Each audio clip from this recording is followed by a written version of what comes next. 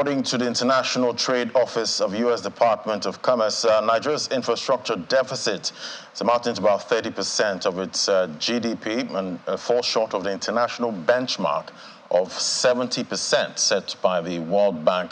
Let's get a sense of other ways to close this gap. Joining us now is Mr. Bidemi Agwo, President, Nigerian Tunneling Association, joining me right here in the studio. Great to have you. Good morning. Good morning, Larry. Nice to be with you once again. Yeah, great to have you, and happy International Men's Day. You know, that was yesterday, but absolutely. I guess it's still safe to congratulate ourselves, absolutely. Men, out here hustling regardless of rising inflation, currency devaluation, still going out there and grinding. Absolutely. We've got no choice, have we? Exactly. Yeah.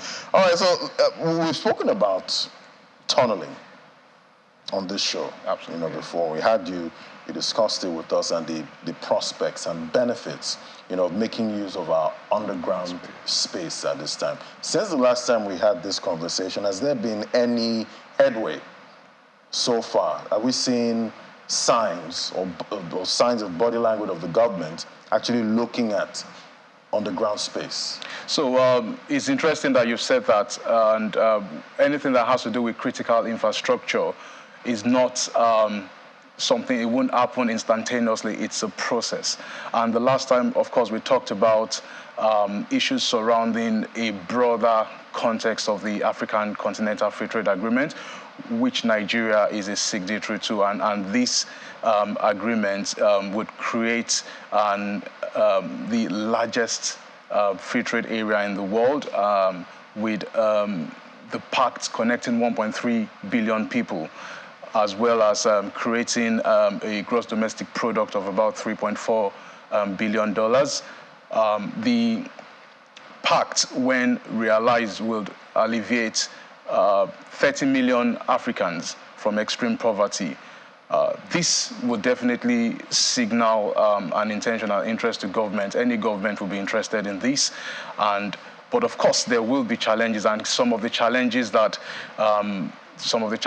are faced would be the fact that there are no policy reforms, and also the fact that trade facilitations need to be developed, and this would be backed by key strategic development of infrastructure. Now, the African Union has initiated, I think, 7 or 8 major superhighways across the continent, and some of them are different phases of completion.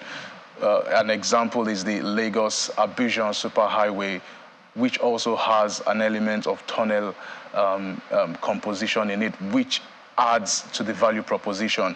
And so any government would look at this as an opportunity to drive infrastructural development within that context, and it is wise, it's wisdom to also align to the current drive within the continent now, which is the development of this economic bloc. Yeah, so that means we've seen some signs. Yes, there are discussions ongoing, right. And we've had interactions and engagements, and we're still on that. All right, but I'm not an engineer, but looking at exploring tunneling at this time and looking at the built environment right now, it seems like it might be a little pricey. Considering that at this time, African governments are dealing with high debt levels, and especially in Nigeria here. Talk to me about affordability. Now, can the government afford tunneling at this time? So the question is, can the government afford not to? There's a cost for not taking action.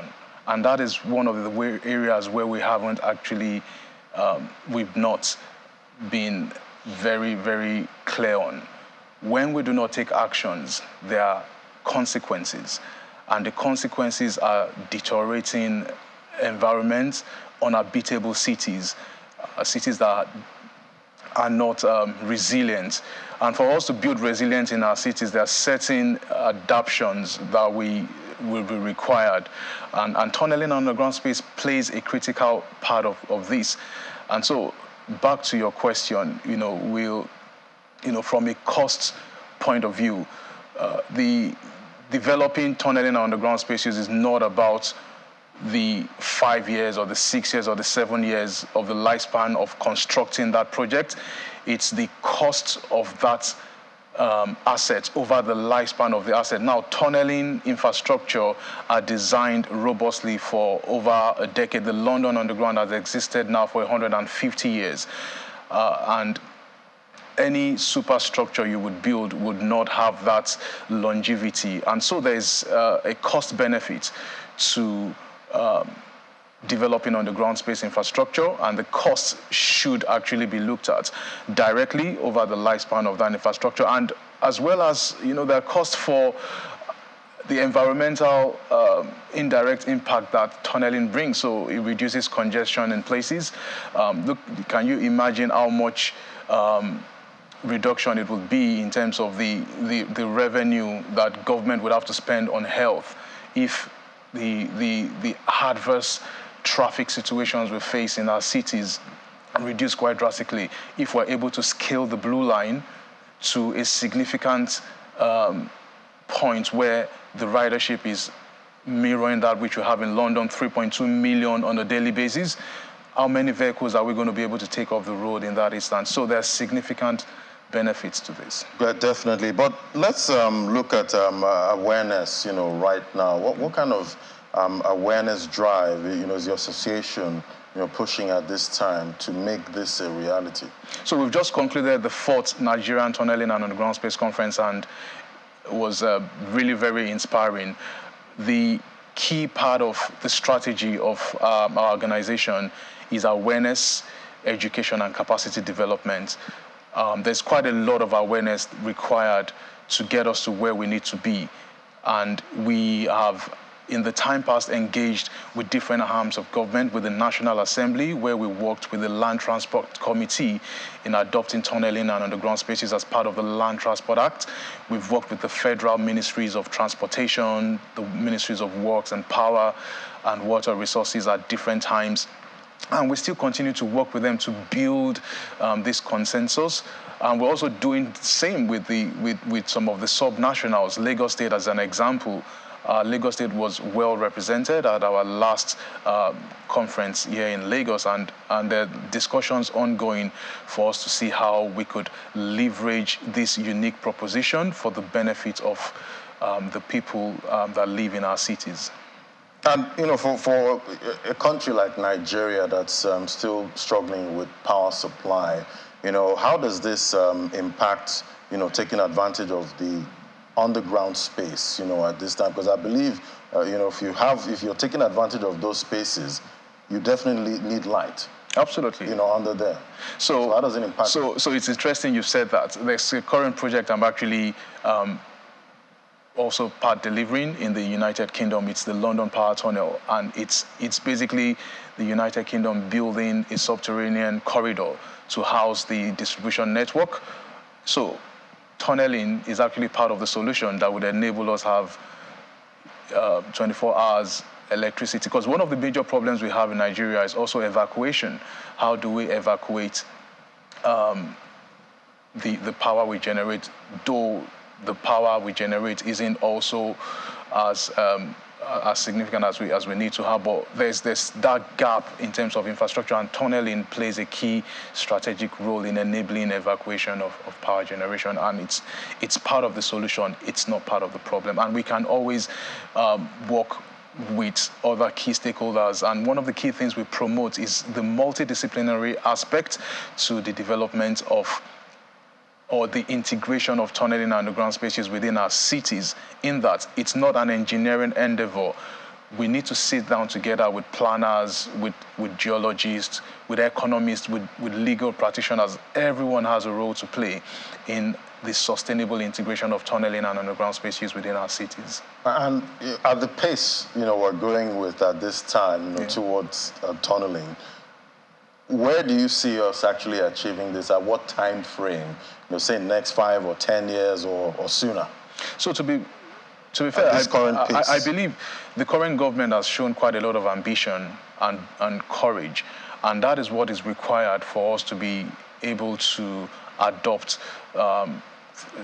such concept and context. And it would be difficult for me to place a timetable, but I think what we really want to concentrate now is the development of capacity in the country. And that's not just capacity from the decision-making point of view, but also from the grassroots. We've had sessions where we've also gone to universities to encourage students to start looking at opportunities for them to start thinking about their cities in a way where underground space use plays a key strategic part of the cities that they see in the future. And that's a key part of it. So the strategy is a top-down, bottom-up approach where decision-making is influenced and encouraged to explore these opportunities, and also the academias and the young professionals are also encouraged to start thinking about their cities in this light. Well, definitely, we're hoping for that time to come, because I would love to use an underground train at some point. Absolutely. In Nigeria, and don't need to take my car out every time. That would be an absolute dream. So we're moving towards cities that are more compact. And that is where economic resilience comes into play, the ability to be able to enable connectivity within key modes. But if we do not plan our cities in a resilient, structured ways, we would continue to have sprawls, and we don't want that. We want cities that are compact, and to enable that, we need key strategic connectors that will connect different nodes within the cities, and underground space use plays a key role. Fantastic. Thank you so much. We'll keep tracking to see progress going forward. Thank you, Abidemi Agro, President, Nigerian Tunneling Association, for sharing your Monday with us. Thank you very much. It's an absolute pleasure. Thank you.